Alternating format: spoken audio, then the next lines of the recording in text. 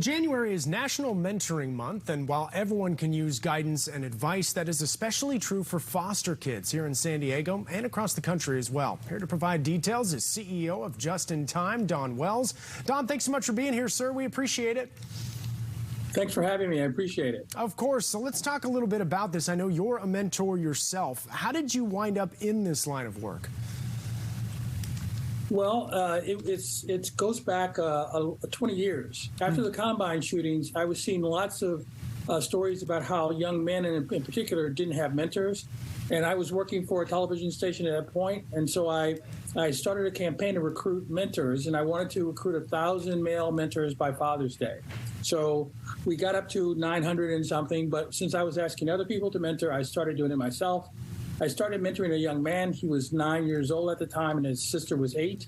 And I started to see just how important that mentorship was. And then within just a short time, they went into the foster care system. So it became even more clear that they would need to have some guidance and some support they could rely on over the years. And so that's how it got started. And it just so happened that after I started mentoring them when they were in foster care, that Just in Time for Foster Youth started about 2 years later. And I was there at the very first meetings because I saw what mentorship was all about.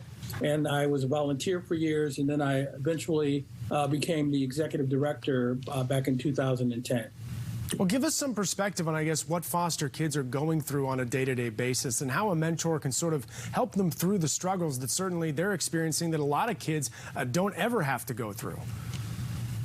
Well, there's something really universal in that people need to be connected.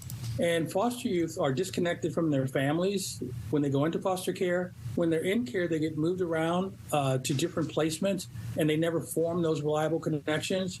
And then when they leave foster care, which is the young people that we work with Just in Time after 18, they're still disconnected. And our belief is nobody does well if they don't have a sense of connection and belonging. And so our whole focus is on creating those connections for them so that they have the thing that every young person needs. And let me just tell you one short story. When I was mentoring that young woman, she was 8 when I met her. When she was 11, she was watching Shrek with me for the 12th time. And she turned to me in the middle of the movie and she said, "Why are you still here?" Because I'd been the only constant adult person in her life for 3 years straight. And that's when I knew that having those connections is so important.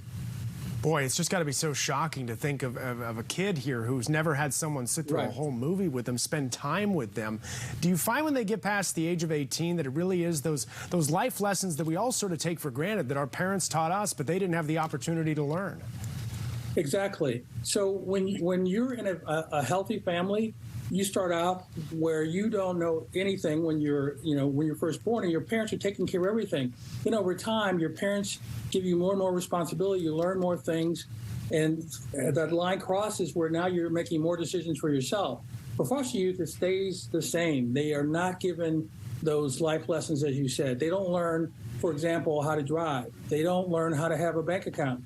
They don't see, people who are teaching them the things they need to do in just navigating relationships. They don't learn those skills either because, again, they're disconnected. So what we do is we have hundreds of volunteers. We serve about 2,000 young people every year. And we have hundreds of volunteers who start to make those connections with them and who build that trust. When those young people first come to us out of foster care, they don't trust any relationships because they've been promised all along that they were going to have those connections and have somebody they could count on, and it doesn't happen. So we have to have volunteers that we bring in, and we tell them that the most important thing you can do is just show up, to say you're going to be there and be there. And by the way, we have a thing called the 3 a.m. call, which is that everybody needs to know there's somebody they could call at 3 a.m. and that person would pick up the phone. And so we try to have those reliable, responsive volunteers and build that community that gives the young people a sense of belonging and that I can count on people. And that makes everything else possible. Wow. Such powerful work, such powerful themes there. If there's someone in our audience, I guess, who might want to get involved, be a mentor, be a volunteer, how can they do that? How can they get involved with you? You can go to our website, which is JIT is in Just in Time, jitfosteryouth.org. And by the way, whatever time, attention, energy you have, there's a place for you. We have people who have established lifelong relationships with youth. We have some people who just help with budgeting. We have other people who will come in just once a year and do something like, here's how to do your taxes. So it's very important. And as I said before, those volunteer relationships is the most important thing that we do. And those relationships can last a lifetime. Just as that young woman that I was mentoring, she's 31 now, and we did an adult adoption last year. So I told her I was going to be there for her. And now she used to be my daughter on purpose, and now she's actually my daughter. What a cool story, Don. We appreciate the work that you do for our community, all the kids out there, and like you said, the ones that you've helped in the past that are now family for you. Thanks for stopping by, sir. We appreciate it. Thank you so much.